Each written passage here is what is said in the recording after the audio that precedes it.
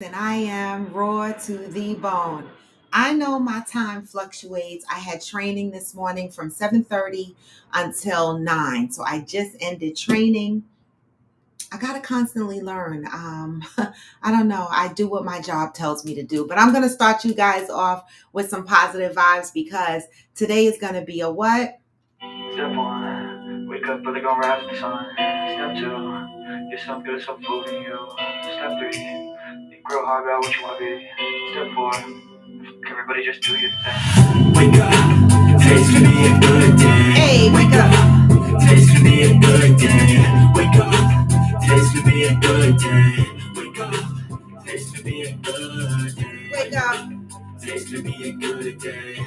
Wake up, today's gonna be a good day. Wake up, today's gonna be a good day. Wake up, today's gonna be a good day. Ha! Set your affirmations, aspirations. I got shit to do. Hey, Kwanzaa. Good food, good mood, blood in circulation. One step at a time. Yeah, that's how you make it. Set a goal. I've been missing you, Akwanda. I try to pick one thought, have some concentration. And if I make a mistake, it's called education. I try to do this every day, call it replication. What? Today's gonna be a good day. Wake up. Today's gonna be a good day. And it is. Come on in, y'all. Oh, I gotta go get my water. Be back. Hold it down for me, Akwanda. Oh, okay, still good. I'll be right back. Today's gonna be a good day. Life ain't easy, yo. I think there's a reason, though. Ups and downs, just like every different season, yo. Sometimes I'm high, other times I'm barely breathing, yo. But you always gotta fight and hide from the demons, yo.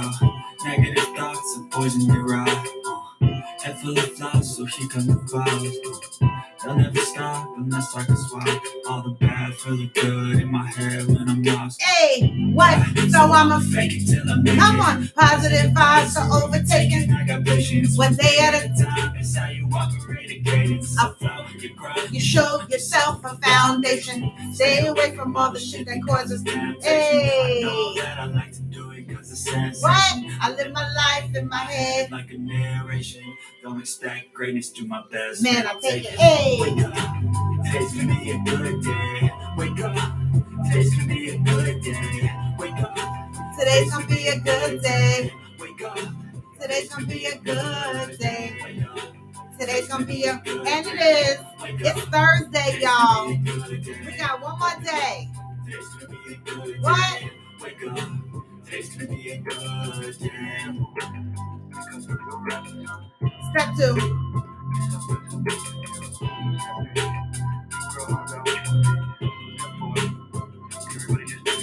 Hey, come on in, come on in.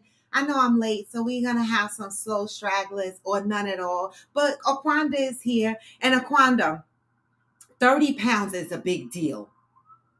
And first of all, I remember when you started the 30-day challenge, you actually altered it to what you needed. And the mere fact that your initial goal was to get under 300 pounds, don't think I wasn't following and paying attention. The mere fact that you reached your goal, some people in the group didn't reach their goal. And so the mere fact that you reached your goal that you set for yourself is an accomplishment. And just set a new goal. So that goal is gone. You reached under 300 pounds. What is your new goal? Work on that. I'm so proud of you, Akwanda. You might not, we get on you because we love you, but you are making changes in your life that some people have not even gotten the courage to do, right? For whatever reason. And you have decided to work on your, not just your mental, but your physical, right? And hopefully in time, as you continue to do the work, everything else will fall into place, including your personal life. You know what I'm saying? And so sometimes we got to bite off what we can chew. And so I'm glad you're focusing on your physical health, right? Everything else should hopefully follow behind that. I'm proud of you, Akwanda. Go girl. Listen, this is what I'm talking about. Like, commit to yourself. It's one of the hardest things to commit to yourself. Like, we commit to other people. We are quick to, well, I know I am, be a caretaker to other people, make sure other people have what they need. But then when it comes to myself, I make excuses, or I don't have the time, or I don't have the energy. And you know what? Fuck that. If you got the time and you got the energy for other shit, you got the time and you got the energy for yourself. That's why when people tell me, oh, I don't have time to work out, really? But you got time to go meet your friends at the bar. You got time to sit down and binge watch a series on Netflix or Apple TV or whatever. You got time to go to Total Wines and get liquor, me, right? And so why don't you have time to work on your own physical goals? Right? And so this is what I tell myself on a daily basis. Like, this morning, I didn't get to work out yet. So y'all see, I'm not sweaty. I didn't get to work out yet because, one, I kept hitting the snooze button. This morning, my alarm clock went off at 6. I hit the snooze button until like 6:45. And then I got up and slow walked around. And then I realized that I had a training class at 7:30. So I didn't have enough time to ride my bike. That's why I don't have coffee, because I already drank my coffee, even though I might get another cup. But every day for 6 days, because Saturday is my rest day. But each of the 6 days that I commit to ride that bike, some days I get up and I don't want to. And I stare at the bike and I have these conversations with it like, I got to ride you today. Oh my God, what class am I going to take? Is it going to be hard?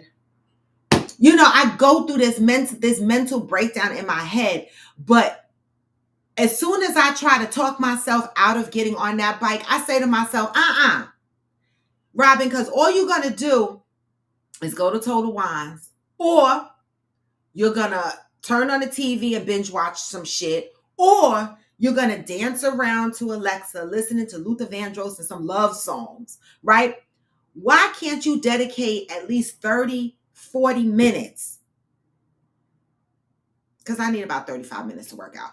30, 40 minutes to work out on your physical goals, your physical health, right? And once I do it, I feel better. I'm like, oh my God, I got it out the way. I did it. And you know what? For those that are struggling, get yourself a friend, right? I told y'all the other day, Frenchie and I would be on a call live. She'd be walking on the treadmill. I would be riding my bike. I went live on social media for 8 days. Do what you need to do to hold yourself accountable until it becomes a habit, something that you pick up as a routine. And so, Aquanda, I appreciate you sharing your goals with us and you accomplishing those goals right in front of us. So your new goal is 250. Happy Thursday, Cheryl. Your new goal is under 250 and just stay healthy and just work the one job. This is, write it down, Aquanda. Something I'm not good at. I'm working on it. But Theo, the one thing she will always say is, write it down. Write these shits down, because you are knocking shit out the park, Aquanda. You are. Right? And so you have a focus from months ago when you started taking Zumba classes, and you've been going since then. I'm paying attention. I remember, okay? You going to Zumba classes before we went to Mexico. You keeping up with your health to the best of your ability. You are still on the right track. So I'm,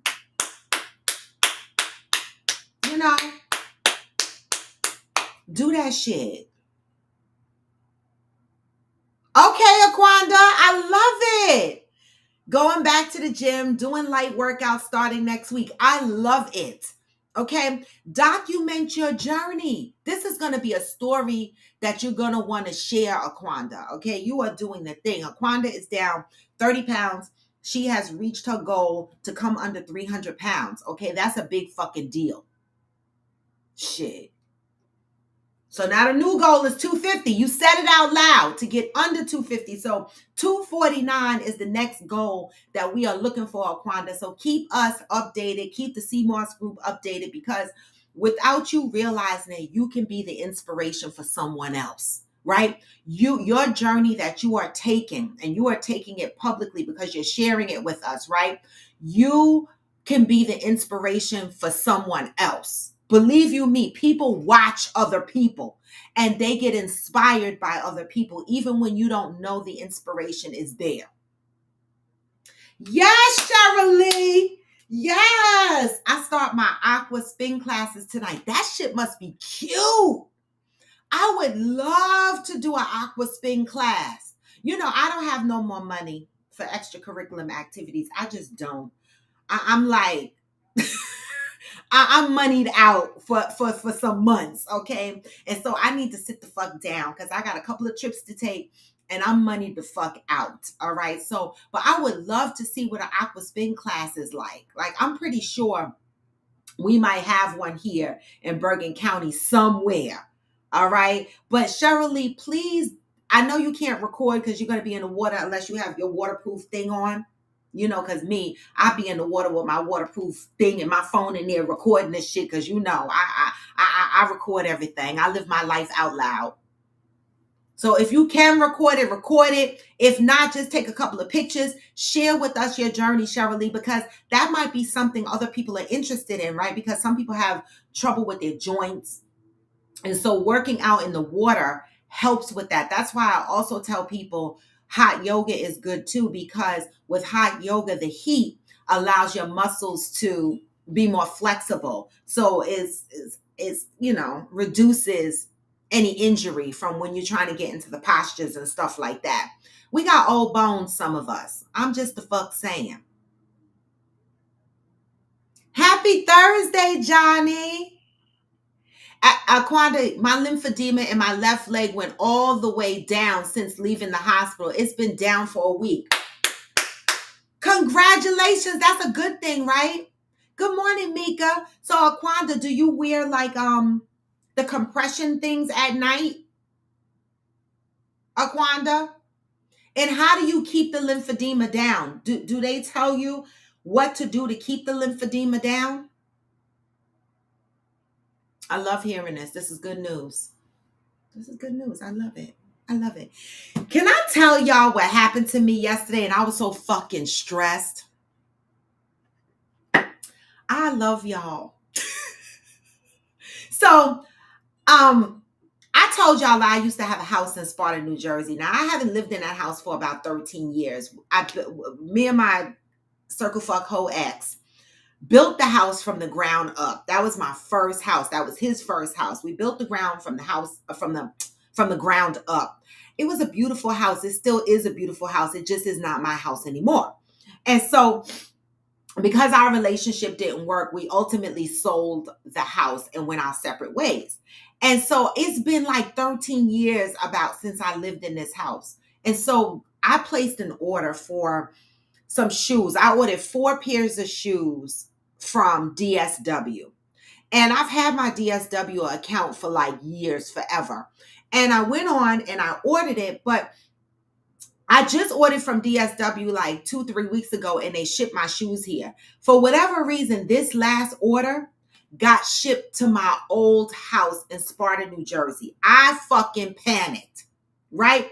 Because now I'm calling DSW and I'm like, oh my God, my shoes got shipped to the wrong address. And they're like, well, we see you have an old address in the system. I said, but that's not where you've been shipping my shit to. You've been shipping it to. They were like, well, for some reason it went to the old address and we can't reship the items because of the cost of the items that you ordered. They're not going to reship them. You have to dispute it on your credit card. So here I am scratching my head because I'm like, okay, here I go with the credit card company disputing that I didn't get my package. Okay, fine. But then I remembered a light bulb went off. Donovan, Mr. Donovan Jofield, our Coffee with Friends member, Donovan and Damaris, they still live in Sparta. That's how the fuck I ended up in Sparta in the first place, with their ass, following their ass. They still live in Sparta. So I text Donovan and I said, Donovan, I need a big favor. Good morning, mother. I said, Donovan, I need a big favor. He said, what? I said, I need you to go to my old house and get my package. They done shipped 4 pairs of shoes to this house. And before I dispute it on my credit card, I want to see if you could get the package. Donovan was like, okay, cool. He gets there, and of course, Donovan being a big black man, and Sparta is a majority white. I'm thinking to myself, oh my God, hopefully he take Damaris to soften the blow, because I don't want him walking on this property, being a big black man. They think he's stealing packages and shit like that. But long story short, he went to the house.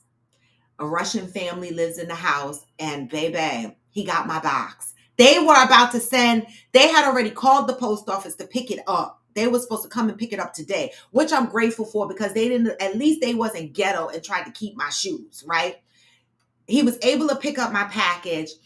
Donovan explained the situation to them, and they were very nice about it. Gave me my pack, gave him the boxes. But wait a minute, baby.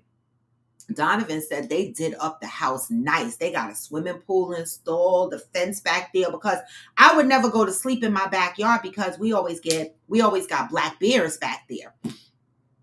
Baby, he said the house ain't even beige no more. It's blue now. They got a big expensive front door. I was like, what? They changed my house?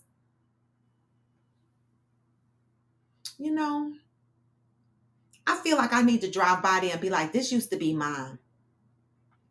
But a stressful story turned out to be a good story. That was almost $500 in shoes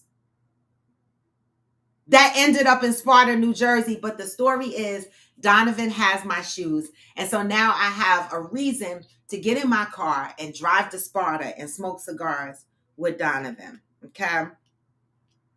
Because gotta do it now. Gotta do it. All right. But good morning. That was my shit for the day. Now, I want to talk about these daycare centers, because y'all knew about the story about the daycare center where the 1-year-old died, right? Well, because of fentanyl, the fentanyl fumes from the other room or whatever affected several of the kids, and the 1-year-old didn't make it. Why did my girlfriend post on social media the other day that another daycare center in Harlem was busted for running a drug? They had drugs and shit in the daycare center. Now, I don't know what this thing is with the daycare centers and the drugs and the fentanyl in the daycare centers, but this concerns me, because how do you drop your kids off at daycare and trust that your kids are being taken care of, are safe? Right now, I know when my grandson was getting to the age where he was going to daycare, his mom used to do the daycare tours where they went in.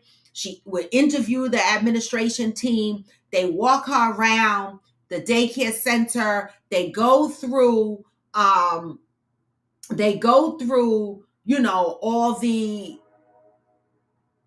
policies, the safety protocols, and all of that. So how are these daycare centers that are being called out in the Bronx and in now Harlem have a whole drug ring inside of them?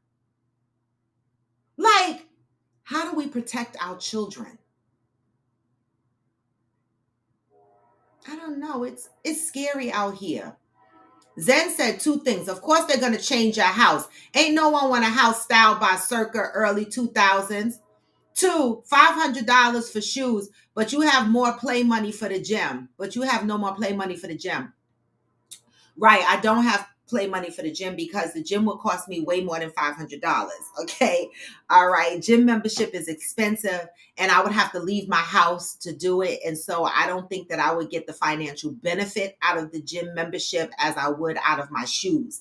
And my shoes, I don't have to pay for monthly forever, right? Once my fucking shoes are bought and paid for, that's it and that's all. And I keep my shoes for years at a time. I literally just threw out all my boots and shit that I've had for like 8 years, 7 years. I buy quality shoes so they last a really long time. A gym membership, $500 will be gone in 5 months. Okay? The fuck? And so you're right. I don't have the extra money for a gym membership because I know me, I would waste it. That's why I have my Peloton bike. That is my gym membership. And stop talking about my damn house. Zen always called I remember when I first met Zen, and it was around the time that I had just not too long ago, I had moved into my house. And he used to call my house, what you used to call my house, a McMansion? Because he said everybody's house looked the same. Now, you know, when you do new construction, they do the basic cookie cutter, you pick your model or whatever. And then, you know, years into living in your house, you change up your house as you go along. Well, Zen, unfortunately for me, my relationship didn't last. My relationship didn't last long enough for me to change my McMansion. I did do some work on the inside to bring character, and we put up, you know, the picture frame, um, you know, things and the crown molding and the big baseboard molding. We did some work on the inside to characterize the house, but we wasn't long enough to get to the outside and all of that shit. So I am happy that whoever got the house has changed it into their own. I am proud of that. You know, redoing a house takes some damn years. We ain't lasting. We ain't last. The fuck? So my McMansion, I'm proud of the fact that I had one. The fuck? Okay. Wait, Deb, not come. Good morning, Theo. Deb, you're not coming on here talking about it's still hot in Houston and we're wearing boots. Okay, you're using a cane? I know, Zen. I wore boots to work on Tuesday. It is cold outside. Not only I had boots on and I had a sweater on, and I had to put the sweater, the sweater, you know, material over my head because my head was cold. Like, I was like, I forgot I don't have no damn hair. Like, I'm used to all this big weave here on my head so my head stay warm. Baby, when the air hit these parts, I was like, these dreads better come the fuck on. These dreads better hurry up and mature. Cause baby, I can't wait for about 6-7 months to pass when these locks mature and it thickens out and I got some hair covering these parts. Cause baby, my hair was fucking cold. So now I know how these fellas be feeling in their bald heads. Cause I'm gonna have to get me some hats. Go to work, Theo. Thank you, Zen. Thank you. Cause I was like, oh, my head is cold. And I'm standing at the bus stop like, why the fuck my head freezing? I forgot. So that's why, y'all, I literally, and I had a scarf like this on my head to go to work. You know how we had a topic one time on here where we asked why women don't wear head wraps to work, or is that corporate America acceptable? I don't care if it is or if it isn't. I really don't care at this point because I really walked up in my job with a wrap like this on my head because and my head be cold.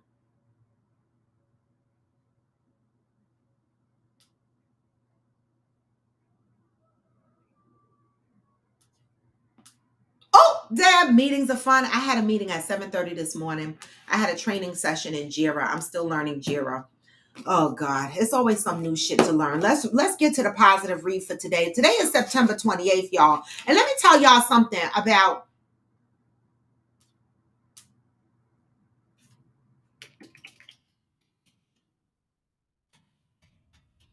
wait, y'all. I'm sorry. It's early in the morning and my friends are shenaniganing. September 28th. Can y'all fucking believe we almost in October?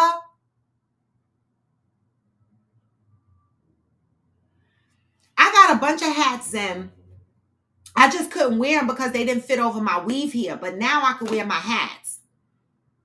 Now I could definitely wear my hats. I actually tried on a couple of my rim hats because, you know, that's what I wear, like the fedoras and the big rims and stuff like that. And I tried it on. I tried a couple of them on the other day because I was like, are they going to fit my head? Because I know I bought a couple when I had a weave, but they fit. All I got to do is put a silk scarf on under my head and put the hat on my head because I don't want the hat material to rub against my hair. So my hats do fit. September 28th. All right. September is the month of trust. And as we wind down on September, I hope that the month of September readings have given all of us, a more in-depth understanding of trust and where trust starts. And trust starts with us, right? Everything we do in life, every decision we make, we have to ask, we have to make sure we trust ourselves. And if we don't trust ourselves, we got to figure out what that is, right? September 28th, I experienced and expressed the power of trust because all of my debts have been paid. Not mine. But let's see what this say, okay? There are three profound messages we can take away from crucifixion of the Christ. Oh, this is going to be religious bound. Once we understand these three things, life takes on a completely different meaning. 1, I do this so that you don't have to do it. I suffer so that you will not have to suffer. You will never need to be afraid of people or circumstances. You will never need to be afraid of what people can do to you or how you will survive what happens to you. You will never need to fear ignorance, persecution, or death. I do this so that you will never have to do it. 2, Father, forgive them for how they know not what they do. They know not how they dishonor you with fear and doubt. They know not how it saddens your heart when they do not trust you. They know not that they dishonor you by dishonoring themselves. Father, forgive them for not knowing how it disturbs the balance of the universe when they rely on themselves rather than leaning on you. Faith. 3, it is done. All that could ever be required of you to move into your rightful position as heir of God is done. Trust me, it is done. Until today, you may have thought that there was something you needed to do to secure your future.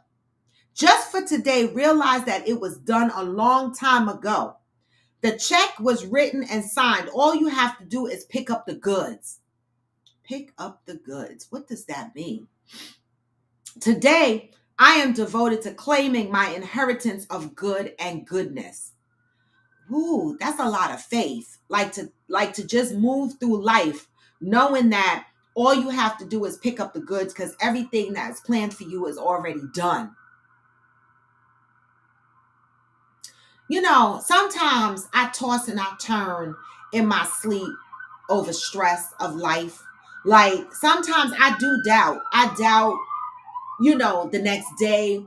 I worry about my job. When they go through layoffs, I worry what retirement is going to look like for me. Like I never thought that I would be counting down the years to retirement. Like now when I speak, I'm like, oh my God, I need 8 more years. I feel like there was a time in my life when I used to hear other people say, I got 10 years to retire, or I got 6 years to retire, or I got to start thinking about retirement. And I never thought that I would be in a position to where I would be starting to think about retirement and what does that look like for me. And every now and again, I get nervous because I'm like, oh my God, one, I'm used to working all the time. Like when people ask me, if you come into a windfall of money, like millions of dollars, what would you do? And I was like, I'd still work. Right? My son asked me this recently and I was like, I would still work. And he was like, why? And I was like, because what else would I do? Like, I always worry about what the future is going to hold and am I going to be able to handle it. But what this says is I have to trust that everything is laid out and I just need to pick up the goods. But what does that mean? What does that mean? Pick up the goods. Right? What does that mean? Because, one thing some advice an older woman had given me several months ago. This is Theo's friend, actually.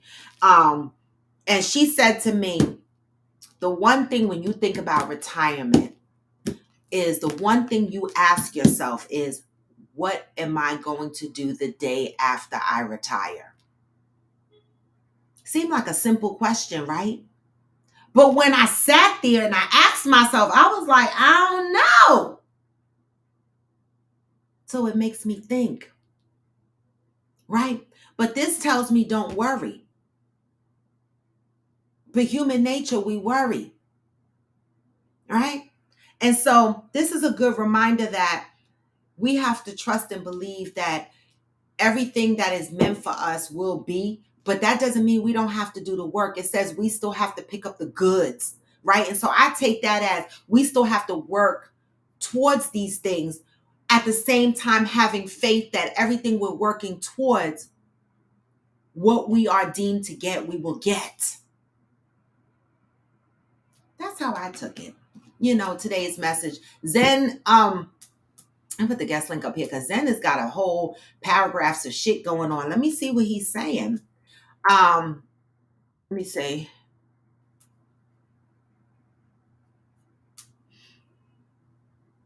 Right, Shirley. I know you had a whole attitude coming from Texas. You are you back here? Because you said, are you back in Maryland? Because you said 54 degrees when I got back to DMV last night. Okay, so you got back last night. It's 54 degrees in Maryland. So y'all cold too. Damn. Listen, if my mother was still here, I remember the one year she came and she stayed until after her birthday. She was sorry. She was cold. She walked around here with her big heavy sweater every day, talking about she cold and she wanted to go home. So I know that even though my mother is born and raised on this side of town in the cold weather, she cannot take the cold. As soon as the weather drops to 60s, she need to go back to Florida. She do. All right. Zen has a question for us. And Theo, he said, I have a question for you all. And Theo left to go to a meeting. But why you separate Theo out? Like, and Theo. So Theo, you might need to come back on here because he might really need the question answered from you.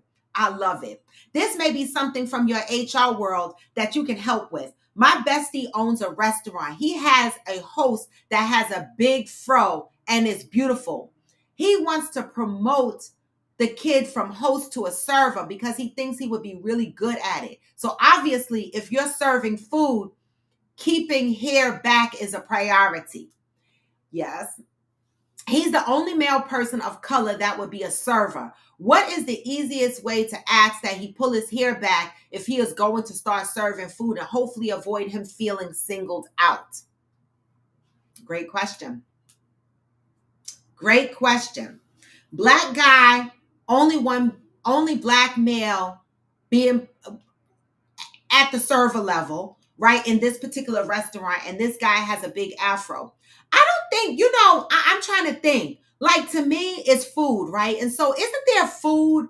Aren't there policies for restaurants, like if you're handling food or if you're dealing with food, that you should wear a hairnet? If you're cooking food, if you're handling food, you should wear gloves. If you're serving food, that's a good one.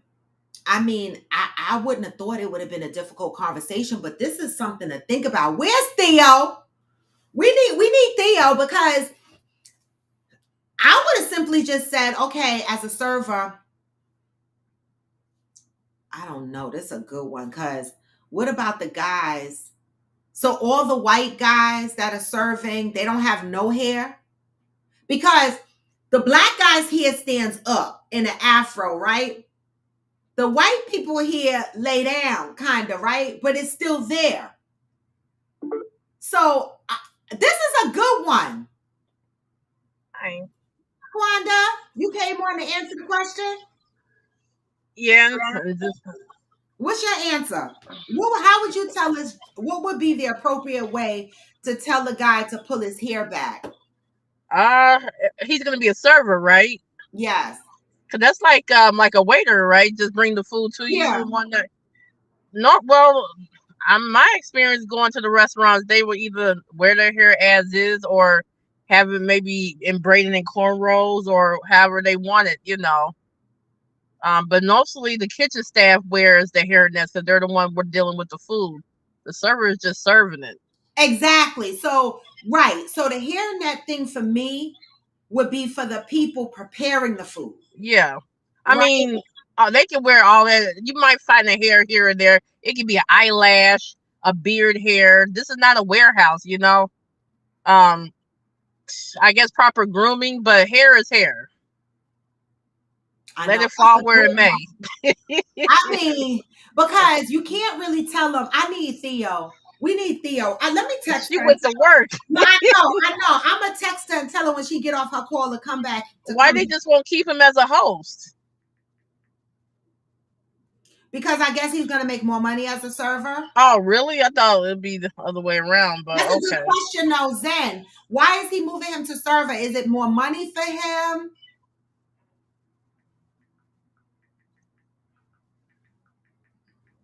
I'm texting Theo. I don't know. It just seems like that person's getting singled out because he has a fro. White people can get a fro. Whoever, black, white. Like, how does he address the other servers? Like, what's the policy for the other servers that's in the restaurant right now? Because are they all bald headed? And like for the women, they normally would have to have their hair back. You know. Oh, that's a good one. What about the women? Because like I work the ballpark. They were like, "Well, keep your hair in a ponytail. You don't have the braids, or wear a hat." Yeah. Women. Hey, Zene. Good question. Hey, Zen. Hey. Oh, damn. Can you hear me okay? Yes. Yeah. Oh, I got a weird message when I joined. All right. So, yes, he would make more money if he was serving. And but it's his personality that he would be really great at it. Mm-hmm. Yes, you are also correct that kitchen staff typically wears hairnets. Right. But all staff who are mostly women always tie their hair back. There is 2 guys that have long hair also keep their hair back. Okay, so that's it. That's what I was trying to tell him. But he's just being very sensitive to it. He doesn't want it to come off the wrong way because the kid is really nice and he is really nice. I've talked to him a bunch of times. And he's really sweet. So he just doesn't want to make him feel some kind of way. And I understand that. But the good thing about your friend, it sounds like he has a consistent policy in place. Yeah. And so if the women are pulling their hair back and if the guys with the long hair are pulling their hair back, then to me, it's just policy. It's not like he's the only one being singled out to pull his hair back because he has an afro, right? And so I think it's safe to say, you know, as a server, this is a part of protocol. If your hair is long, just pull it back. I don't think he would be offended. I hope not. But he asked me, and I thought it was a good question. It was legitimate. I thought so too. Yeah. And you know what makes me feel good about this is that he's conscious of the question that he needs to, or of the policy he needs to put in place to make sure it's not offensive. And I appreciate that, right? What I think is funny is he asked me all the black people questions. Well, because you are specifically, you know, you are the epitome of when people say to me, "Will you date a white person?" And I'll be like, they have to be a blackety white person. And people don't understand what I mean by that, right? But then you are a perfect example of that. Like, you're a blackety white person. Like, you're a white person that understands my blackness. And so we can talk openly. Whereas there's some people, they just not blackety white. And you got to be like, what? I get it. Like, you're not the one to be like, can I touch your hair? It looks so interesting. You're not like that. It's so rude. I don't even people like touching my hair, let alone, you know, like, asking to touch somebody else's hair. Like, is that yours? Yes. Even if I bought it, it's mine. The fuck you doing? Like, I don't go around let me tell you what happened during the ladies' brunch that I was at 2 weekends ago. You know, and I'm not trying to be funny about white people, but this is the truth. Even black girls with long hair don't even do this as much. Mm-mm. So the flinging of the hair, right? The flinging of the hair, right? Yeah. So I'm sitting at the table, and we're at Skinny Cantina in the city, and the tables are, you know, you got enough space in between the tables to get in and out. Well, the music is pumping because it's a DJ playing. So people are dancing and shit. No big deal. I don't care if you touch me, if your butt hit me. I don't care about none of that shit. But we're eating at the same time. So this one girl was dancing in between the tables and she kept doing this, flinging her hair. Right? Oh, I grabbed her by her shoulder. I was like, because my plate was right, like literally my plate was here and her hair, she flinging it around. So I grabbed her by the shoulder and I was like, listen, I know the music is good, but I'm eating. Right. And you flinging your hair. And she was like, oh, my bad. I'm sorry. Actually, she was Spanish. She was like, oh, my bad. I'm sorry. And so, I mean, there's a cultural difference. And so when I say blackety black, there's just, you know what I'm saying. I know what you're saying. That's why he come to you with the black, because he know you can relate, even though the fuck.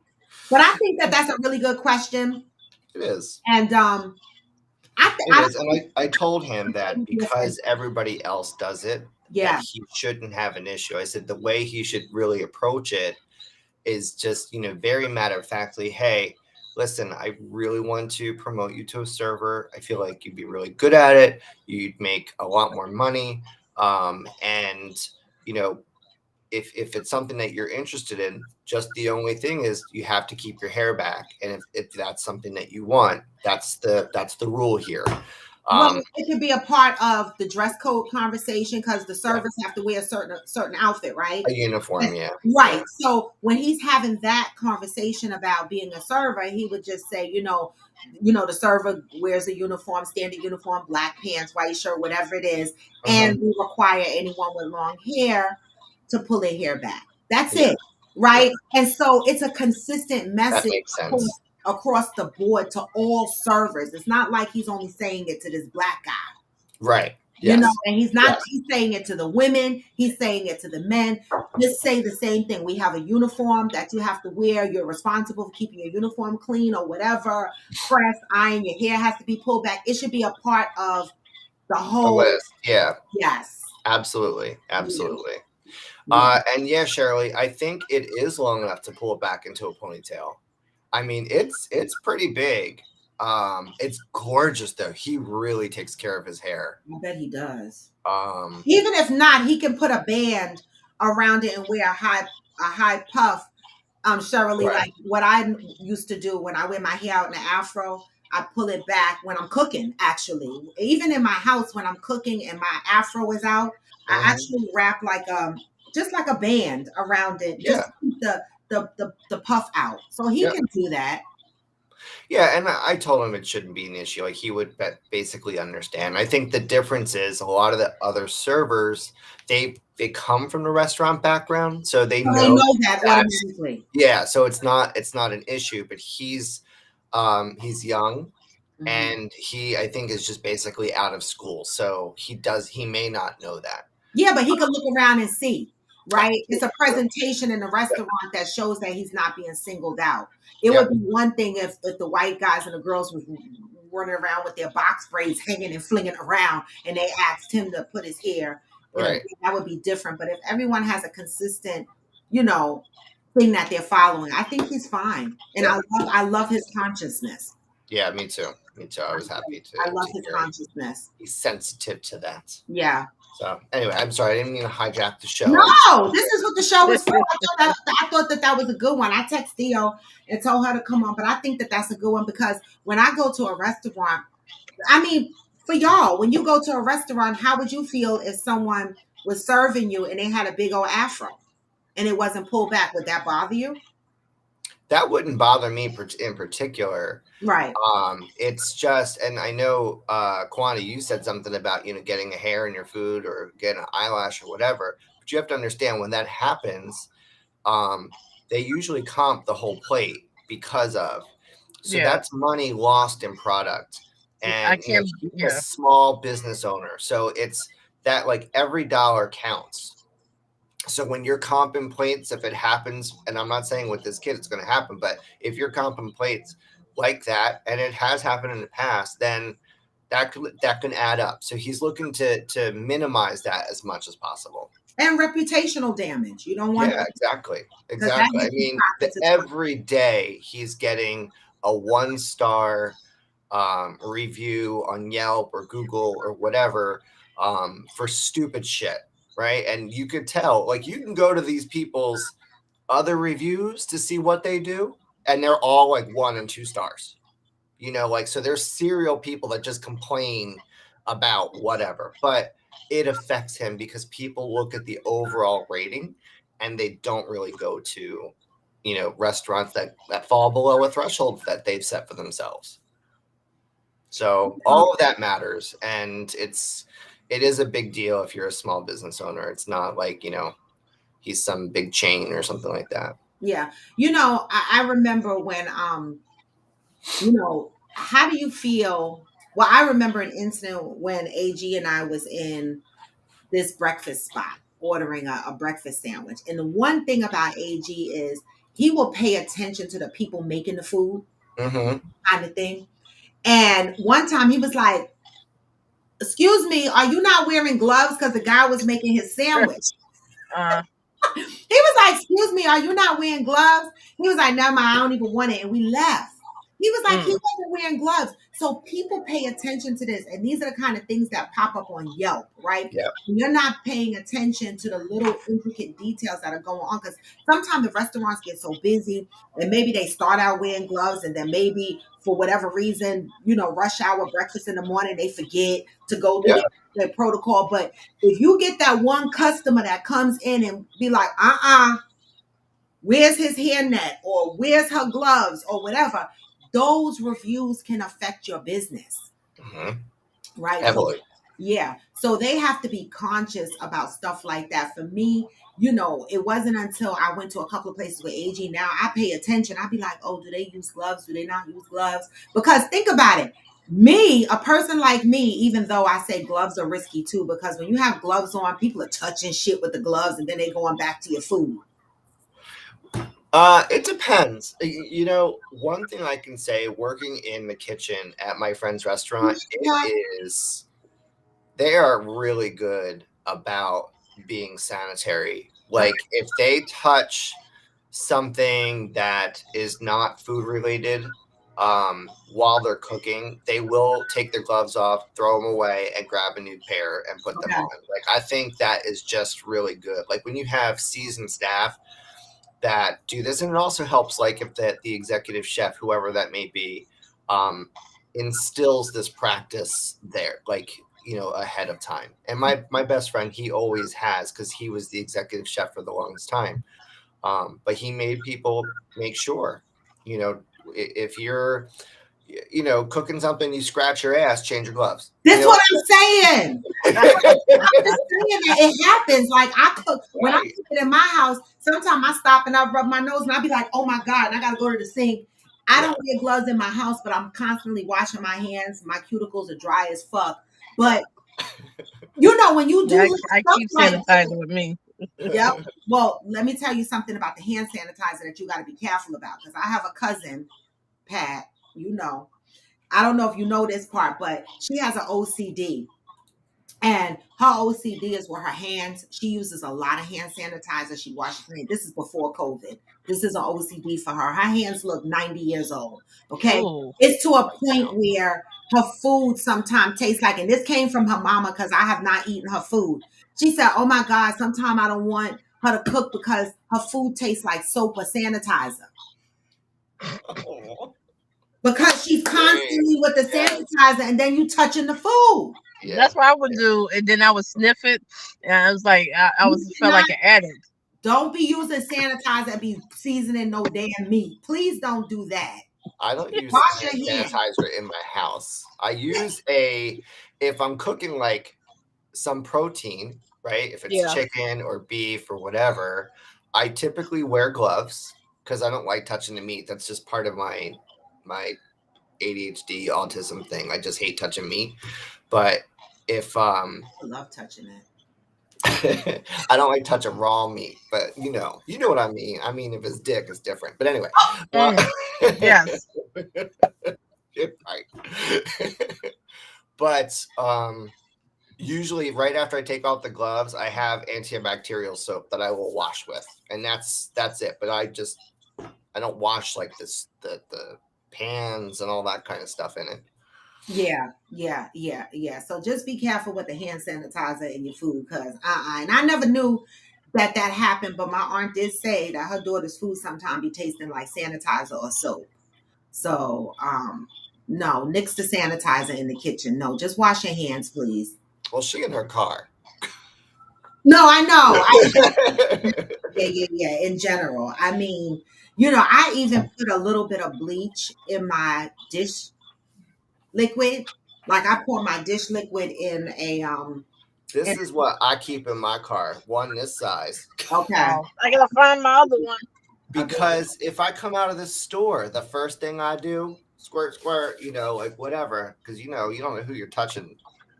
Yeah, I got a big one somewhere. And you see these COVID numbers are going back up. So now, what are you guys doing? Are you guys putting your mask back on?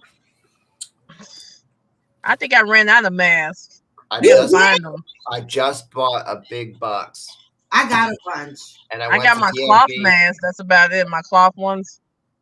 I went to DMV and yesterday, and I was the only one wearing a mask. Really? They got one in Department of Motor Vehicles? Nobody was wearing them there. Oh. I was the only one. Because a lot of people, all the hospitals now are starting to enforce mask mandates. I didn't even wear one in the hospital. I was like, fuck it, I can't breathe. Oh well, I can't walk either. The hospitals always mandated a mask around this time because of flu season. The hospitals, when I worked at Hackensack Hospital, the policy was you had to have a flu shot. If you did not have a flu shot documented on record, you had to have your mask on. I'm glad they didn't give me no COVID thing. I was like, I ain't trying to stick nothing up my nose. I'm like, oh well, shit. Yeah, but I just say that I think that there's something else going around because I know a couple of people who have been really, really sick and they have tested negative for COVID, but they have been really, really sick for like a long period of time. Like I'm talking 2 weeks. Like Valerie was sick. Valerie Wallace on here was sick for about 2 weeks and she tested negative for COVID, not just a home test, but she went to urgent care and and tested negative. And I think someone else tested negative and was sick as a dog for about 2 weeks. And I haven't the Stacy who joins the show occasionally, she was sick for about a week and she tested negative for COVID. So something else is going around. It's not just COVID. So maybe the changes on the weather. Yeah, it's definitely flu season. So wearing the mask will help in both instances. You know what I'm saying? So it's better and boost your get the vitamin C, boost your immunity system. I don't take vitamins. Immune system. I mean, you can take a lot of vitamin C. Your body's only going to use what it's going to use.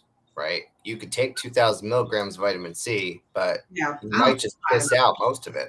Yeah, exactly. Because your body only just can use what it can use, and that's it. That's it. And that's why I go for an IV therapy drip maybe once a month, maybe once every 2 months. I was looking into that here. That shit ain't no joke. What you mean, expensive or? Yeah, that too. Yeah, you do the IV drip and you can pick which vitamin drip you want, and they tell you within an hour or two you're gonna piss. Your piss is gonna look like vitamins, so your body is only gonna take what it needs. So I just give my body a boost. What color is that? Like pink? Well, it's like a yellow, and it smells like vitamins. It's like a really dark yellow. Yeah, and you can smell it. Kind of like apple juice. You can smell a medicine. No, it's like if you're dehydrated and that kind of yellow, like dark yellow. It's kind of like that. Yeah. Okay. And you can smell it. So, it smells just like vitamins. But I do that. My mother used to take a bunch of vitamins. Like if you go to her house, her cabinet, and I'd be like, what? Like your body is not like people be having their whole freaking life filled with, I take fish oil, complex B, this B, vitamin E, so and so on, all these folic acids and all kind of stuff. And I'd be like, do you really, a lot of these vitamins you get from your food. If you eat properly. If you eat right, If you eat properly, you get it from your food. And so, and then, how we sit around and we talk about the food industry and not trusting the food industry. Why do so many people trust vitamins when it says not FDA approved? Mm-mm. I'm asking. No, it's not. It's a legitimate question. It's the same reason like why people say I'm not getting the vaccine because I don't know what's in it. I mean, But you taking vitamins that are not FDA approved. it's the same thing to me. I don't understand it. I don't get it. I don't get it. And then motherfuckers be like, I'm not eating shrimp from China because they don't have an FDA. Well, neither do them vitamin C pills you taking, bitch. Like, what the fuck Right. you doing? And What's even the if I difference did between know, shrimp here and shrimp there? even if I did know what was in it, I still wouldn't understand it because That why? part. I'm not a fucking scientist. And That's that part. why. That part. Johnny Leon Hill said, do we even trust the FDA anymore? Probably No. not. I mean, it's better than nothing. Right? It's better than everybody just releasing shit out into the market and just letting it go. Like, I remember they did a special on spaghetti sauces and different sauces and it having like bugs or something in it. And they Mhm. were saying that based on FDA, there's a small percentage that they allow to go through, even with these. What is it that's in the spaghetti sauces and stuff? It came out that shit is in the spaghetti sauces and different sauces like that that you buy in the jars. But See, this is FDA, why I make my own. you make your own sauce, right? Yes. The FDA allows a certain percentage of trash to pass through in the food, right? Yeah. I know it's nasty the way I'm phrasing it, but I just don't have the proper wording right now. It has to be below a certain level. That's not Exactly. It has that's to not be going to below. negatively impact your health. Right. Yes. But there is a small percentage of some shit in there. There's a small percentage. Do you eat salmon? Yes. Oh, I love Do you salmon. know there's worms that are in salmon, Yes. right? Oh Right. well. So Parasites in salmon. yeah, so that's the same thing. Like it's like there is always going to be a level of something in your food. Nothing is completely clean. Mhm. That's why it's always really good to make as much of your own food as possible or source it from yourself, like grow your own vegetables and things like that, because it's I'm so a much better microwave for you. queen. Microwave. You cook There's everything. nothing wrong with using the microwave. I like microwave is great for cooking. Not I can cook. I just Not cook in the microwave though. Heat up your food, maybe. No, you can use nah, it I to make cook. spaghetti I'll in there send you too. a video. I'm I kidding. actually I'm watched kidding. a video about it. There was a woman that was telling me that I watched, and she made garnishes for her food. So basically, she was like deep frying garnishes in the microwave. Why not? I got the air fryer for that though. So like if she wanted she made this white bean soup that I actually want to make because it looks Ooh. freaking delicious. But she took capers and put them in a bowl and then covered them with olive oil about like I guess that much over the capers. Put them in a microwave, and the capers get kind of crispy. And then she uses the oil because it's already flavored to kind of like swirl into the soup, and then drops the capers on top. It's like really. So she infuses. She uses the microwave to infuse stuff. Yeah. But it's like it's a tool. For months. It's totally a tool. Yeah. I get it. You know, now some people have the microwave convection oven. I can understand. Yeah. Deb, I wish I could come to Houston too. I would love to work in your garden. I know. I wish you could come too, Zen. Hopefully, one of our trips you'll be able to come to. I hope so too. Yeah. Once I get this house, I just got to get this house. I would love to meet Zene. Yeah, you'll love them. Johnny said they dye salmon to make it look pink. Even really? Wild I thought it was like orange. Well, that's raw part. Yeah. No, it's like an orangey pinkish color. Yeah, that's where they get the color salmon. Yeah, but the wild caught that's not dyed. No, it shouldn't. The wild caught has a deeper red in the meat. Sometimes, like if you buy smoked salmon, like lox, they dye that. I love that. Huh? Me too. I love lox. I love that with capers and red onion and a little like tzatziki sauce. You know what? I got that salt. Well, listen, you know what else I love capers on? Y'all making me hungry. I never had capers. Avocado Okay. toast Oh yeah. with some damn capers and some lox. Yeah. What? I need to- Capers are if you like to Those use round salt, thingies, right? Those round. they look like peas, Yeah. but Yeah. they're salty because they're usually Uh-huh. in a brine. But if you like to use salt, but you don't want to use salt, use capers to help season your dish. Yeah, because And I don't add salt to my food because it I don't want to elevate elevates. blood pressure. Yeah. It I even put elevates capers in my rice sometime. Okay. Just because. You know, I love capers. Me too. Yeah, that just made me crave avocado toast. Do you ever have the big caper berries? No. They're large. They're like really big. And what do you use those for? There's a restaurant. There's different things. There's a restaurant that's Mediterranean that's around here. They use them. They put it in their. They have like a Mediterranean appetizer, like a mixed appetizer. It comes with like hummus and all sorts of stuff, and they have them in there with like olives and stuff too. Okay. You want to watch The Bear now? I still have not watched that. That's that series that Johnny told us to watch. What is it? I don't remember. I don't remember. Is it a funny thing or is it a scary thing? I don't remember. What made him think of the bear? Capers? They used capers in Maybe. the hell? The Bear. Well, guys, I hate to run. I gotta run into Pet Supplies and get the kids some food. Oh no, you And some should do dinner. that.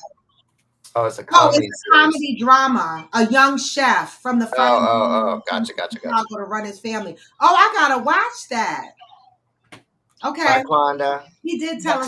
See y'all later. Glad you're feeling better. Thank you. We never even got into the topic today, but that's okay because that's how Coffee with Friends do. Because that was a good question that Zen asked and about the restaurant, and it took us down that direction. And y'all know tomorrow's Freestyle Friday. I know. I'm so sorry. I should have waited. No, absolutely not. Does my camera look better? Look better than what, a few minutes ago? No, the way it was before. Yeah. I don't know if you remember. It No, looks a lot clearer to me. It looks good. It does. You know, your fancy setup over there. It looks good. Oh, it's on Hulu. Okay, thanks for reminding me. I'm going to go watch it because right now I'm watching. Y'all have Apple TV? Mm-hmm. I am watching The Servant. It is creepy as fuck. Oh, I saw that. That looks really good. Yeah, it's 2 seasons out there. I'm on season 2 now, episode 8. And let me tell y'all something. Baby, that is creepy as fuck.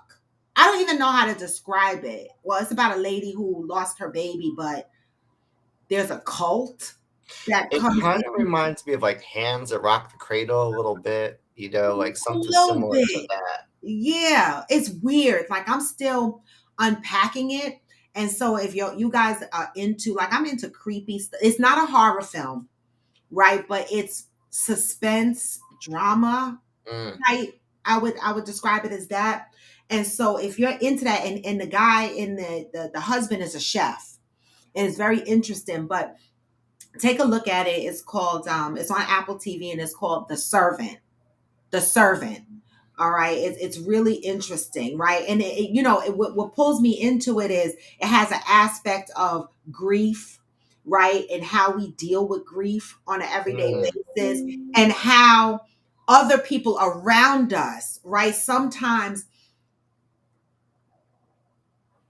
keep us in that state of grief, right? Like some people think they're helping you by, like, for example, when my dad was in the nursing home, right, he had dementia.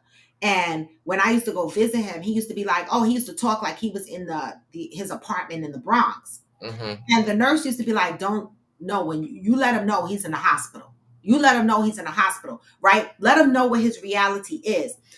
There are some people who will not bring you to your reality. There are some people that'll be like, yes, you're in your apartment, you're in the Bronx, and they'll just agree with the person, thinking that they're helping the person. Right. And that's what this is about. Like there's a component of that in here where there's someone grieving, and instead of bringing them to reality, they are feeding into the grief And Mhm. it's just escalating and it's Yeah. getting worse and it's getting worse. And they have gone so far down the rabbit hole that now they don't even know how to get themselves out of it. Mm. Right. And so it just makes me think about the people in my life and how I navigate on a day-to-day basis, right? Sometimes you pick these things up from these shows, right? And I say to myself, when people are going through things, right? And they're lying to themselves about what they're going through. Are you the friend? Are you the person that says, or are you the person that just agrees with them and let them live in that space? Or do you keep them in that state because it better serves you? Well, that was going to be the last because Yeah. in this servant, because that's what's happening.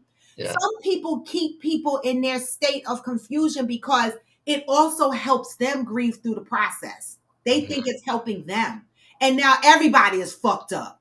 Right.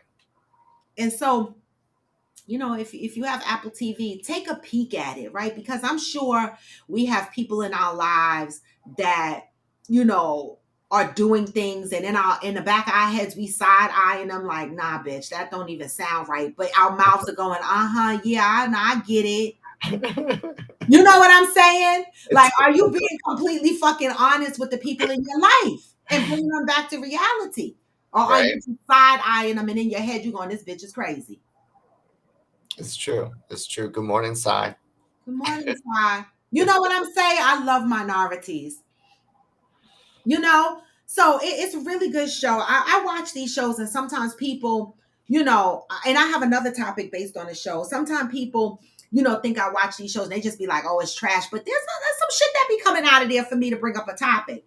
Now, going to the Love and Hip Hop, now that's a trash show. But there's something from that I want to bring here. Like, this is, you know how I always talk about the N-word on here and how we always give the N-word a pass? So there was an incident on Love and Hip Hop where Erica Mena called Spice a blue monkey, right? Now, Spice is a Black woman, dark skinned, you know, you know, and they were arguing, and Spice said something about Erica Mena. Erica Mena is Spanish, right? Erica Mena said something about her child, something negative, you know, something that was going to trigger. Spice said something about Erica Mena's child. Erica Mena turned around, flipped the table, called her a blue monkey, and now this thing escalated. And they're saying that Erica was racist in her statement. Now, me personally, I don't think she said it with a racist intent. Right. But she said it, and the Black community got mad and was like, how the fuck she called her a black monkey? She didn't call her a black monkey. She called her a blue monkey, but it got interpreted as black monkey as the rumors went around.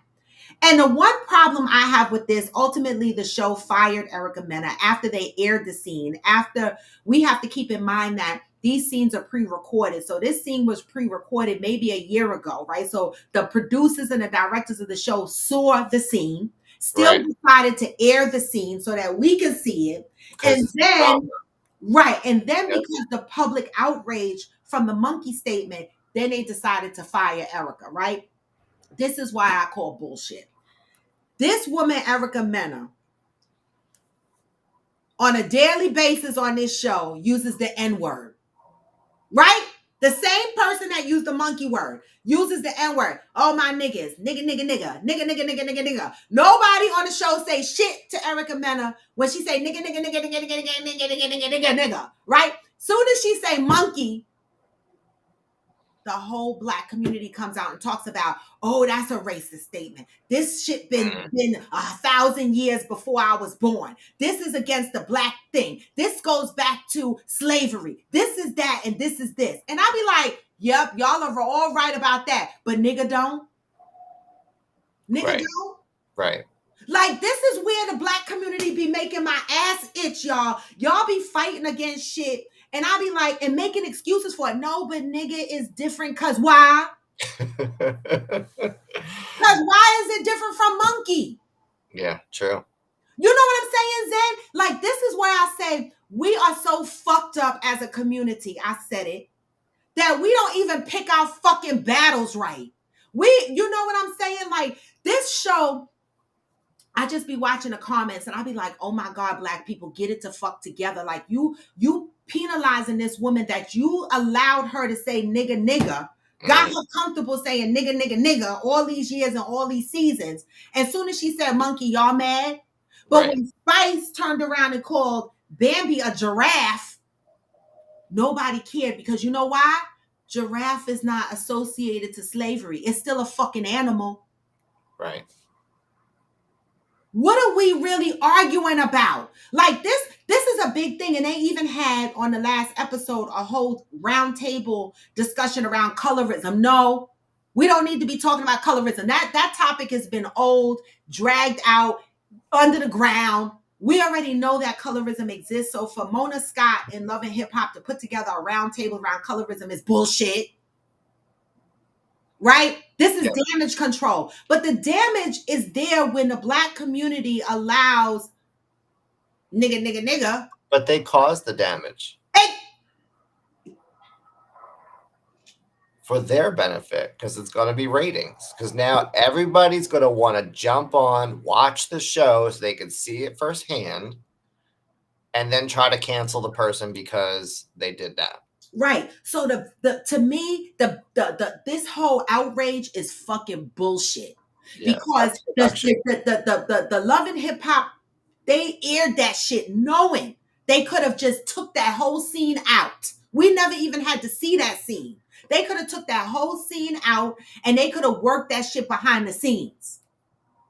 But they wanted us to see it so that there was controversy brought up and so that the show could get more ratings. And we're feeding into that. But people, I just want to say this, because it made me watch, because I said, no, let me see what these motherfuckers got to say. You got hooked. Yes, it made me watch, because I'm like, what the fuck are they talking about? Like, I watch this show and I see how they fight, they pick their battles they want to fight. And so I just want to say, Black people out there that are mad because Erica Mena said monkey, I get it, right? It's very harsh. She calls her a blue monkey. But these motherfuckers on Love and Hip Hop been calling each other animals for years, right? And so if you're going to get mad at somebody calling you a monkey and you're going to take it back to racism, don't fucking pick and choose your battles. Mm-hmm. You know what I'm saying? Because you confusing me now. I'm fucking confused. Like, it's okay to call me a nigga, but not a monkey. I don't know. I almost rather be called a fucking monkey. I don't get it. It just depends on the time of the day, what you went through that day, how you scratched your ass. That moment. I mean, it could be anything. Same thing in my community. You know, people say faggot. You know, faggot this. We call faggot each other all the time. Y'all call each other faggots. You know? But if somebody else said you a faggot, it's a fight. It's not right. Thing. Yeah. It's not right, because sometimes I forget, because I do call some of my gay friends little faggots, right? And then it's your intent. It's your intent. That's the thing. Like, you're not saying it to be mean. You're saying it just because it's like, if I was to say the N-word, which I usually don't, but if I was to say it, like, I wouldn't say it to be mean to you. Right, I would say it because you identify with it. Well, let me give you an example. This is almost like, I'm going to give you something simple. We in a relationship. You my man. You be like, bitch, so-and-so, you know, you my fine ass bitch. And we be laughing. I'm your fine ass bitch. Uh-huh. Yeah, daddy. My fine ass bitch. And then in the argument, he be like, fuck you, bitch. You be like, what? Right. You didn't just call me a bitch, did you? That's how, you know what I'm saying? I know exactly what you're saying. Because I've done it. I'll be like, what? And I'll be like, wait, he called me a bitch all the time. How come I'm mad about this bitch? You know what I'm saying? Like, we really have to be careful, because, you know, Erica Mena in that time with Spice, they were both angry and they're both saying shit. Right. They're both saying shit, right? And I feel like stuff they probably didn't even mean. You know, heat of the moment. And like Deb said, selective outrage. It's true, yeah. And that's across all people. All people, selective outrage, right? Somebody did a video the other day, because Spanish people have a tendency of saying, and we do too, oh, you're Puerto Rican, you're black, or you're Dominican, you're black. But someone did a video, and I'm paraphrasing, so I could be wrong in the wording that I'm using, but he was like, people automatically assume because there's a difference between race and ethnicity. Yes. Right? And so your race is you're Puerto Rican, right? Your ethnicity is what? Hispanic. That's how you say it, right? Yeah. Right? All right. But you could be of white Hispanic, like if you from Spain, right? You are white. You are European, right? You are white. That is your race. You are white from Spain, but your ethnicity is Hispanic. You speak Spanish, right? But you're white. So not every Spanish person, we can't bucket every Spanish person to be black. And one of the things is people pass it off as, oh, they're Spanish so they can say nigga. But y'all, see, this is that selective outrage shit. This is why I say either it's okay to say it or it's not. Right. You know what I mean? Because this whole thing between nigga and monkey, it be driving me crazy. Because I'm like, y'all be mad for being called monkeys, but not nigga. Like, it be scratching my ass. It do. So I think because monkey is more of a slur, right? Okay. I think it was just a poor choice of words. I do too. Right. And it's just, that's more of a slur to say that black people were more closely associated to, apes and monkeys and stuff like that. But I mean, that's where we all came from anyway. We all the same, like whatever. But I think that's just it. That's a little, I would think, more sensitive to people to be compared to that, which is, I think, is wrong. Very wrong. Yeah. So for me, I agree with what you just said to a point, right? Like I think it's a culture that everyone has created collectively for each of their communities, right? Because it's not restricted just to black people or to Hispanics or whatever. I mean, everybody does it. There's always something that, don't let somebody come at me from another community and say the things that I say to people in my community. Right, she's Jamaican. Yeah.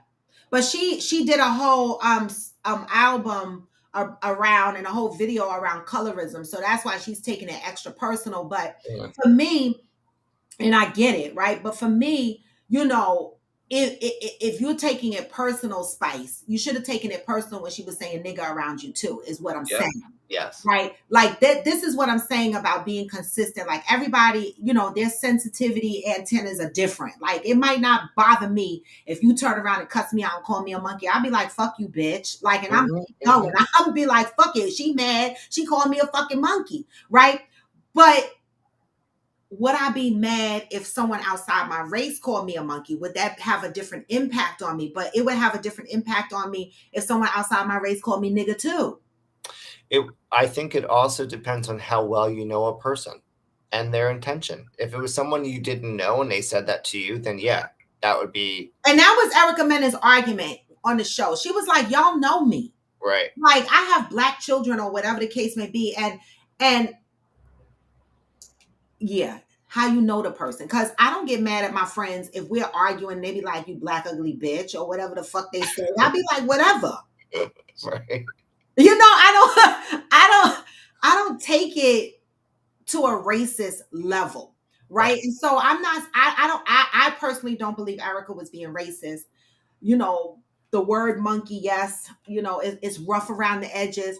But if the show itself wasn't ghetto and they didn't call each other zoo animals on a regular basis, I might have side-eyed it. But they call each other animals all the time. So then it was taken out of context.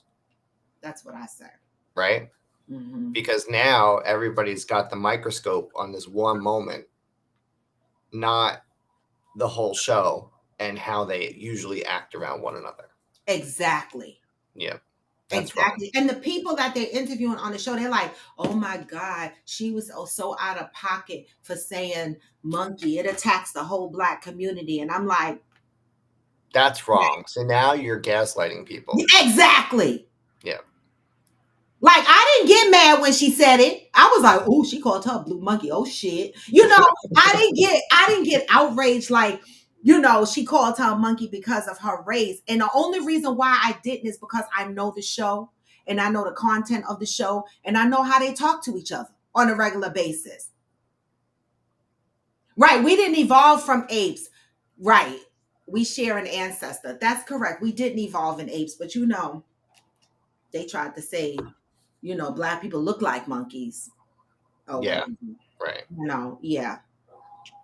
Yeah. So I'm just saying, Black people, get it together.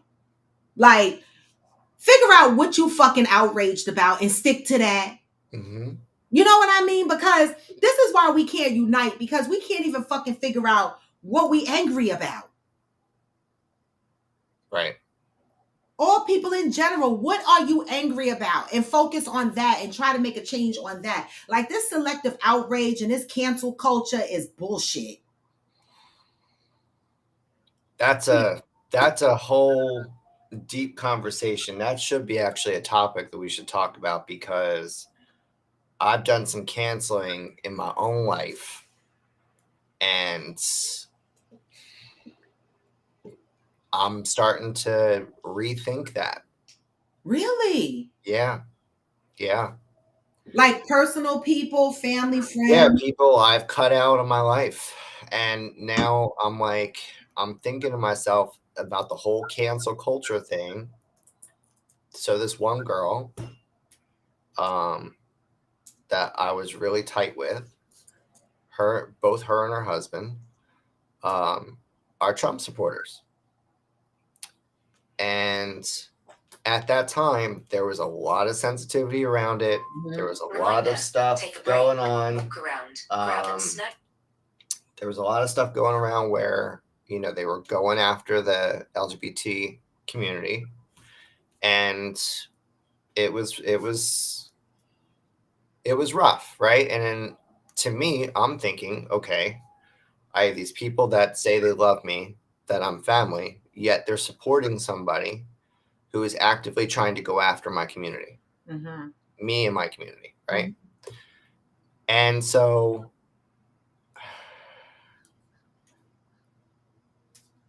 then I started thinking about, lately I heard something, or was listening to something, and it was just like, okay, so Robin, you and I may not always see eye to eye on something. Yeah. But I'm not going to stop talking to you for it. I might not agree with your perspective on, one topic, but I'm not going to stop talking to you because of it. And this is basically what I did to my friends, and now I'm like thinking about it, I'm like, that is the epitome of cancel culture. It is. People are zeroing in on one aspect and one moment, and then saying, fuck it, I'm not going to do this anymore. Yep. This person, I don't want this person anymore. Yep. Right? I want to stop watching their shows. I want to stop doing this. I want to stop doing that. Oh, I've been cancel cultured. Yeah. People that don't agree with something I might have said or something I might have done. That's why I always come on here and say we're not always going to agree. That's how we learn from each other, right? But there have been people that have canceled me because we didn't agree or whatever, and they don't watch my shows and they don't do that. But, this is where I say people have to understand that it's okay not to all agree. It doesn't mean that it's okay to disagree. Yeah, it's okay to disagree. We have to learn that. I remember talking about the Trump thing when I lived in Westwood, and we were all by the pool in the development, and my neighbor and her husband had some friends over, and they were sitting at the table eating lunch, and all of a sudden a big argument ensued. This was the first presidential elect when Obama was running for the first time. Was it when he ran the first time against Trump or the second time? Obama? Who did Trump? Yeah, Trump was coming in office when Obama was right. Okay, all right. They had a big argument around the table, and my neighbors were supportive of Obama. They're all white. They were supportive of Obama. Their friends was shouting about Trump at the table. Oh, the second time, Deb. Okay, the second time was arguing about Trump versus Obama, and they got into a big screaming match, right? So the next day, my neighbor said to me, "Can you believe my friends? They were hollering and screaming, talking about we can't come on their boat cruise if we support Obama. We won't travel with you because you support Obama." So they were like, fuck it, then we're not going. They literally uninvited them because they supported Obama. Yep.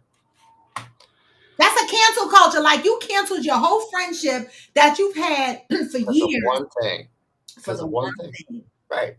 And so Sai asked, what is the definition? So I just looked it up because I was curious too. Okay.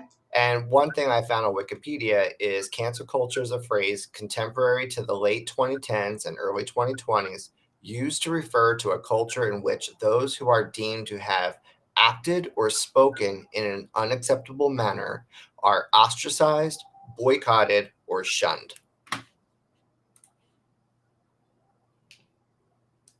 There you go. That part. Yep, that part. So, Right. and then what did Deb say? She says, did they treat your community any different, although they supported Trump? No, they didn't. They didn't. But I think at that point, I was very angry because there were people that were literally, and not in this area, not in the Northeast, but in other parts of the country, where people were being told, I can't wait until it's okay to kill people like you, and that's scary, right? And I'm sure people can identify with that. And it's things like that where you're invoking this in people, right? As a politician, you're invoking these things in people and saying that it's okay. And then you have people that are close to you that are supporting that in a way. And yes, it may just be one or two aspects, but I don't know. I just, if the person was a rapist, would you still support them? Right? Like if your husband or wife was friends with a pedophile, would you support them? It's kind of the same thing, right? Like this person has done bad things on many occasions. Why do you support them? Why is it okay? Right? And maybe they do have good ideas on how to do certain things, but I don't know. That's where I get lost with him. Yeah. It's almost like Chris Brown is a good public figure example, right? Chris Brown and Rihanna, he never recovered from the Rihanna incident, the domestic violence thing that happened with him and Rihanna. It's like the culture canceled him. Like he doesn't perform as much here in the United States. He's not getting any awards and stuff like that. He's not getting, he's not getting noticed. And Chris Right. Brown is very talented, right? He made some mistakes, but when I look at Chris Brown and I look at the rest of the folks in our industry, how many other people in the industry have fucked up and we decide we're going to support them, but they canceled out Chris Brown only because people support Rihanna, right? And because you support Rihanna and that's where your support lies, there's a whole bunch of people that canceled out Chris Brown. Mm-hmm. For one thing, for one mistake,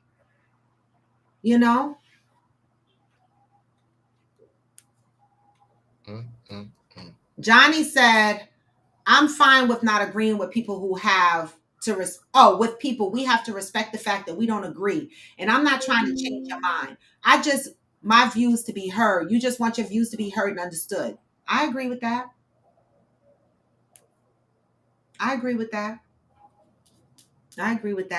Now, the whole thing with Trump, I didn't really cancel anybody off. I've had a lot of people in my circle that talked about they like Trump. They're gonna vote for Trump. They were going to vote for Trump and stuff like that. And we bicker and argue about it, but I didn't cut anybody off because of it. Mm-hmm. Right? I don't think I do a cancel culture. I don't really do that. But I am glad, Zen, that you are reevaluating. Yeah. And I do want to reach out to them actually, and talk to them about it. Just be like, they know you cut them off because of that. Like you said, I can't be your friend no more because you support Trump. Well, I mean, this all started back in 2017. And my friend Donna, she still texts me till this day on holidays and birthdays and stuff like that. And sometimes I respond and sometimes I don't. But if I do respond, it's very, surface.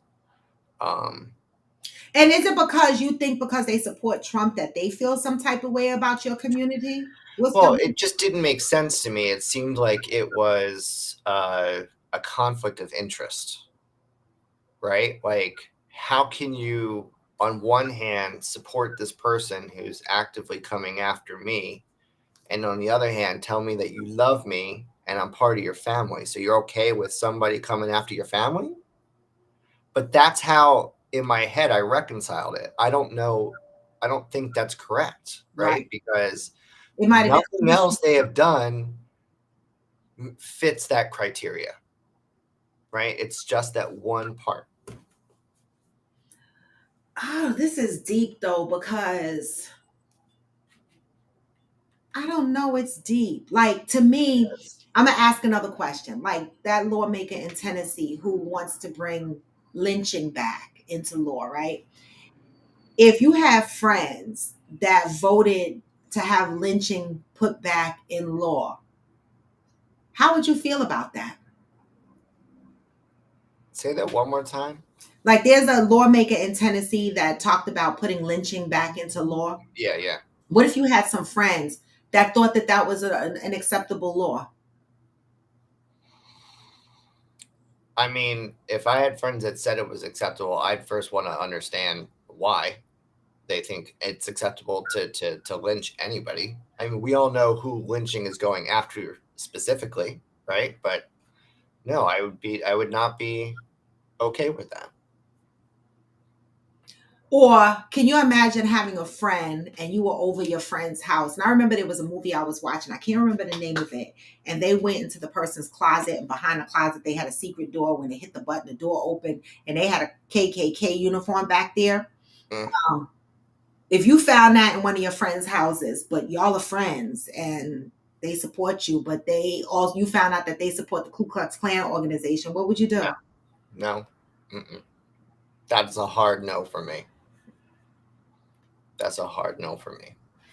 But, you can say, going back to what the last scenario, the last analogy you just said. So look at it this way. Bring the death penalty versus pro-life, right? The death penalty versus pro-life.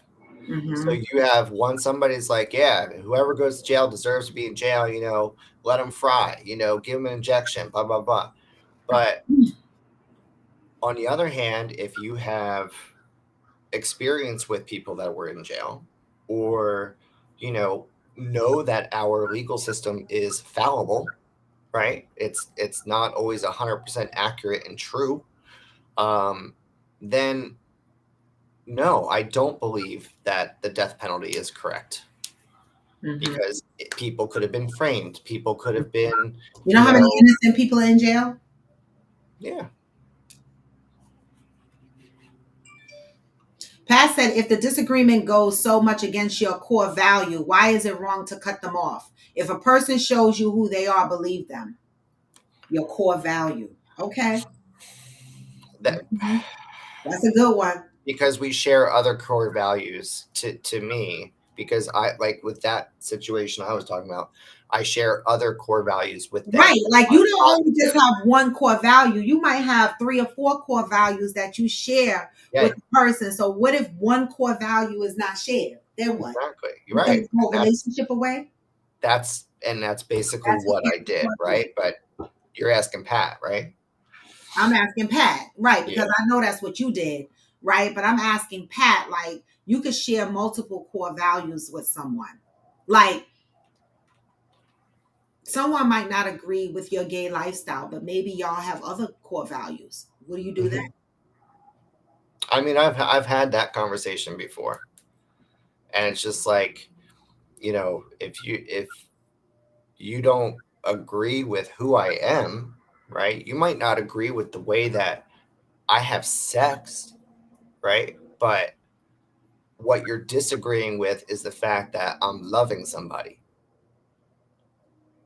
And hey, you might be a freak in the sheets at home, right? So I may not like the way that you have sex. If you're into S&M and, getting whipped and cut and, all sorts of stuff, you do you, boo, right? But I'm not going to judge you for it. Don't judge me.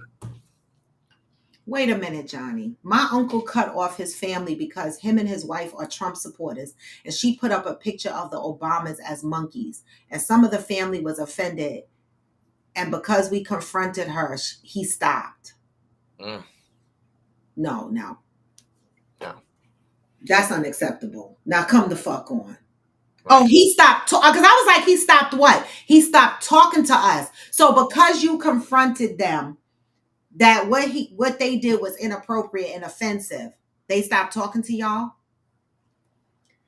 Wow. I mean, you could like Trump without putting monkeys up of and referencing them to Obama's. Like that was cruel. Now that was racist. Yes.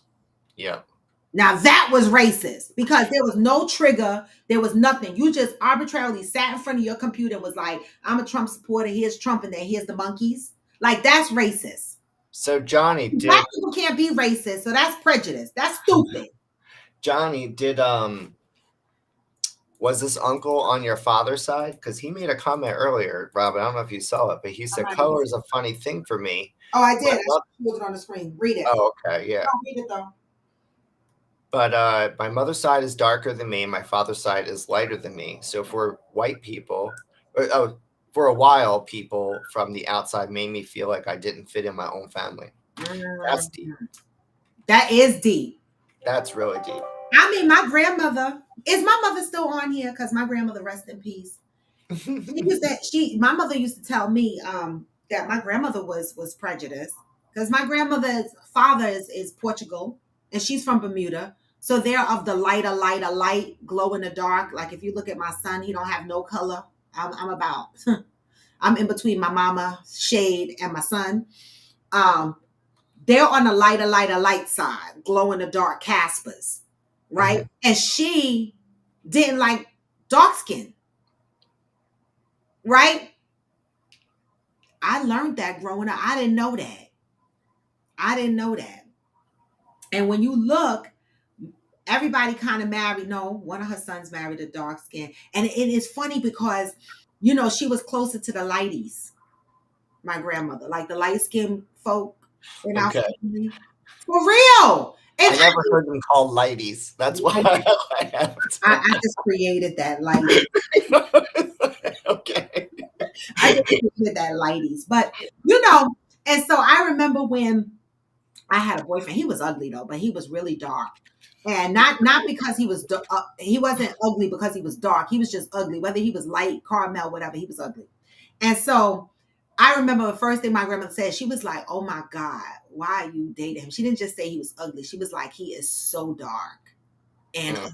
Like that was her thing. Like he was so dark and ugly. And still then I didn't realize that she had a colorism issue until my mother was like, you know, she ain't like them dark skinned folk. I was like, I never knew that.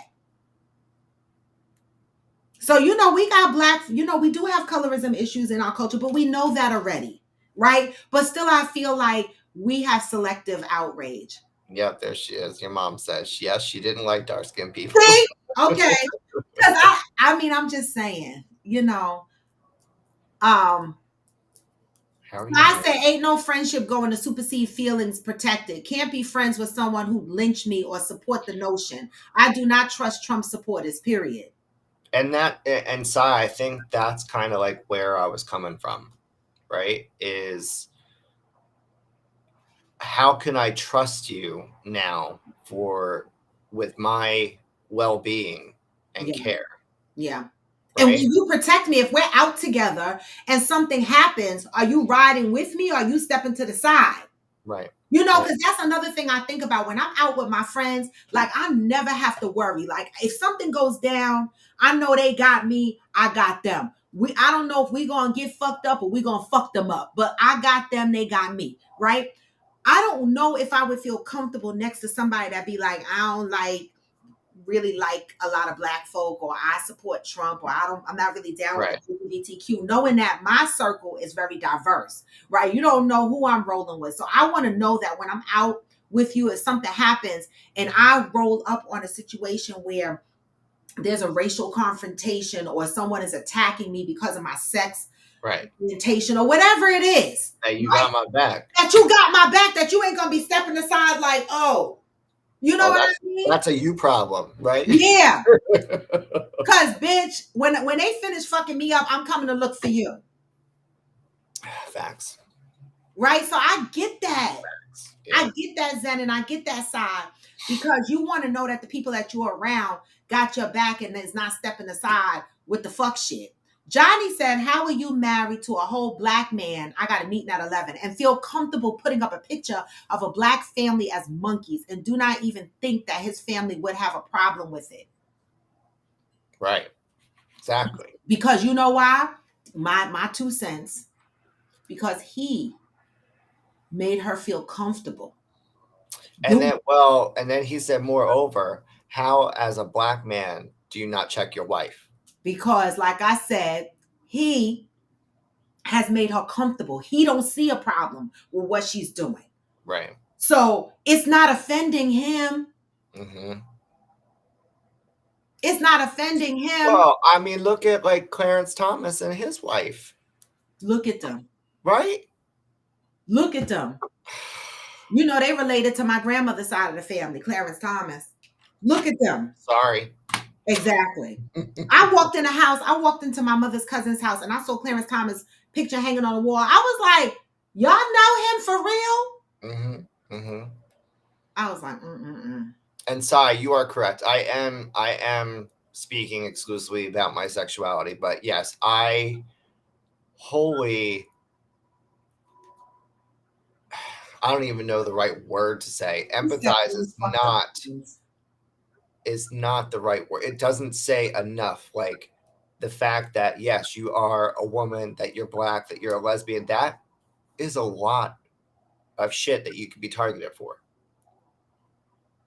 Yeah. Know? But that's why me, as a white person, a woman, and black, and a lesbian, that's a lot. And that's why me, as a white person that is a man, gay, and also gay, use whatever white and man power or privilege or whatever I can to help out my brothers and sisters in other marginalized communities, regardless of what they are, right? Whether they're straight, gay, whatever, black, white, Hispanic, whatever. Not white, sorry, they're not marginalized, but you know what I'm saying? Yeah. Yeah. You know, another topic, and I'll probably bring it up tomorrow, but y'all LGBTQ is probably going to cut me. I say y'all, but I jump in and out of the alphabets myself. But I want to know, why can't everybody just be gay? Not everybody, meaning like there's straight and there's gay. Why do we need lesbian, bi, trans? Why can't it just be gay? Why do we need all of these fucking definitions that get us in fucking trouble? Like when we look at somebody, we got to be like, what are you? We know you gay, but what? Like, why can't you just be gay?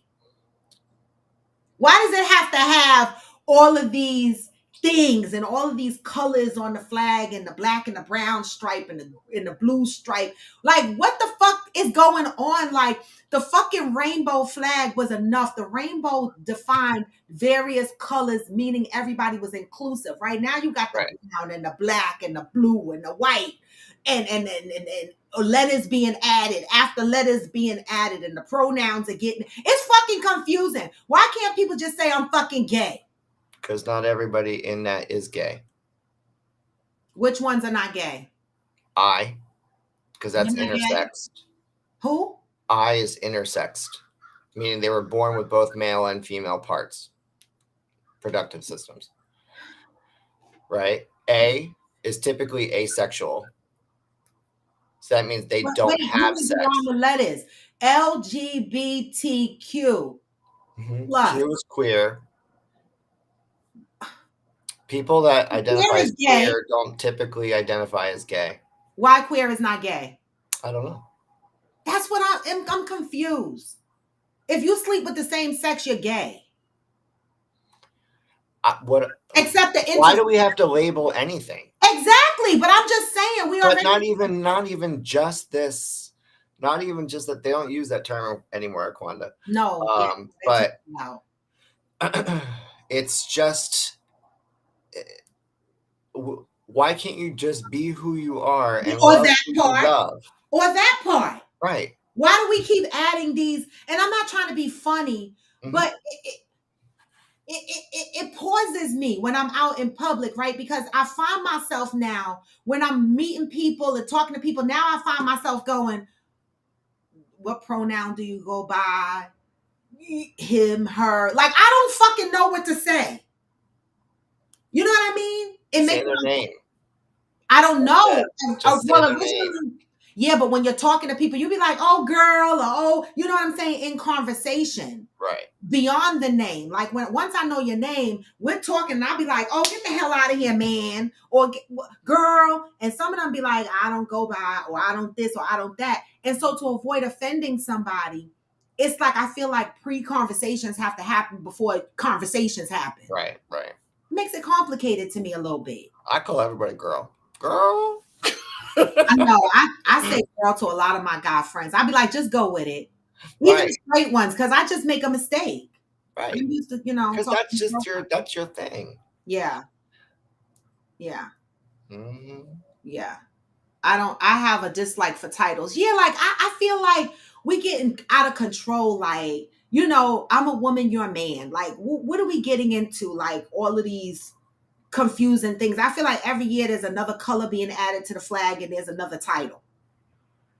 Well, the most recent flag was to incorporate not only representation for trans people, but also for people of color. So anyone that is melanated in any, in however the intensity that they're incorporating with that. Which is not good, because that tells me when the LGBTQ organization came out and the flag was originally presented, you're trying to say that Black and brown people were not inclusive in the fight back then?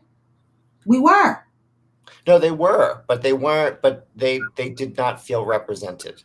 Right, which is stupid to me, in my opinion, because the rainbow is a representation of various colors, meaning everybody is represented there. It's in true, my opinion. But the color sensitivity has become a lot more prevalent more recently than it was back in the 70s when the movement started.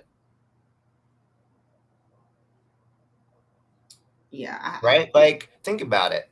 In the 80s, I never saw a difference between colors or communities. Right. We all just did what we did. And that's what I'm saying. Like, how did we get here? Like, I feel like when the movement started, it incorporated all. Mm-hmm. Right?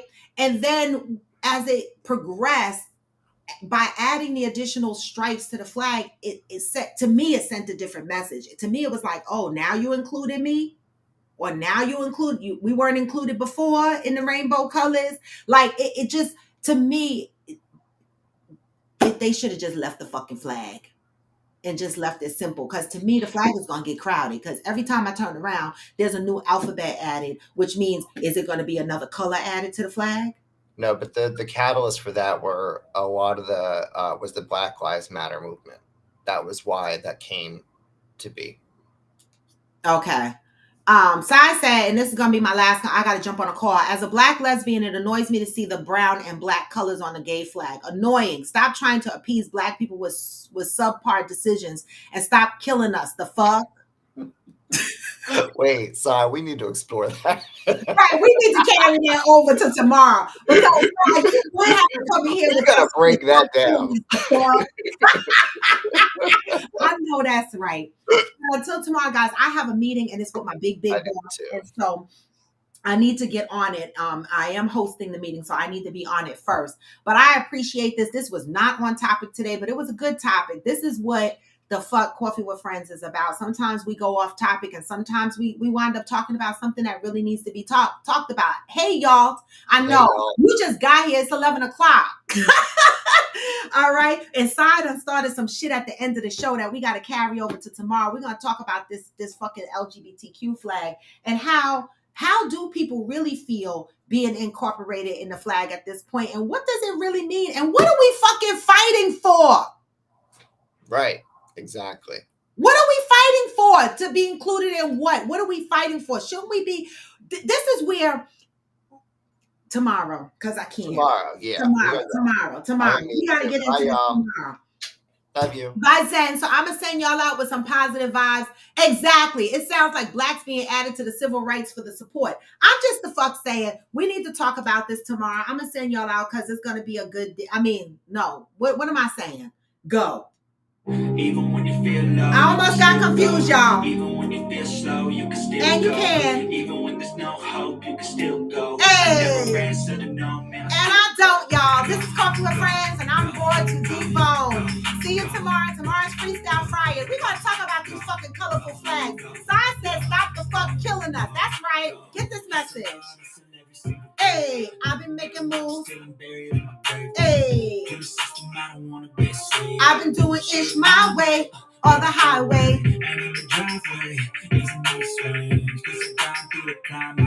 Hey, y'all, I'm 1 week with these twists. 1 week. I can't wait to get 1 month.